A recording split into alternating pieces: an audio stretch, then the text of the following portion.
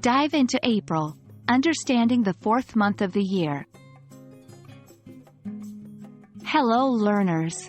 We are on a fascinating journey, exploring the English months of the year. Today, we're focusing on the fourth month, April. In the next few minutes, we'll get to know more about this wonderful time of the year. The name of the fourth month of the year in English is April.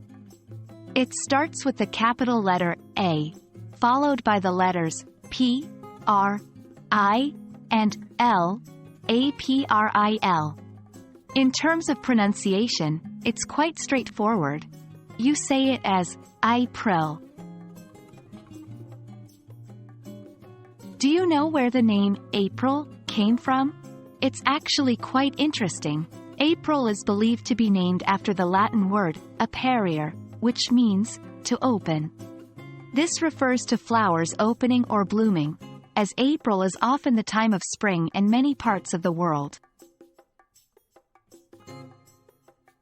Now let's see how we can use April in sentences. 1. April is usually a warm month. 2. My birthday is on the 15th of April. 3. We will start our new project in April. Here are some fun facts about April. April is the time of year when spring really begins in many parts of the world. April Fool's Day is celebrated on the first day of April. It's a day for practical jokes and hoaxes. In the United States, April is also known for the celebration of Earth Day, which falls on April 22nd. We've come to the end of our dive into April.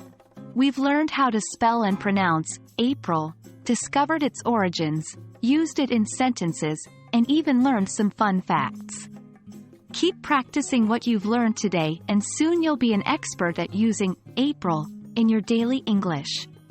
See you in our next journey into the fascinating world of English months.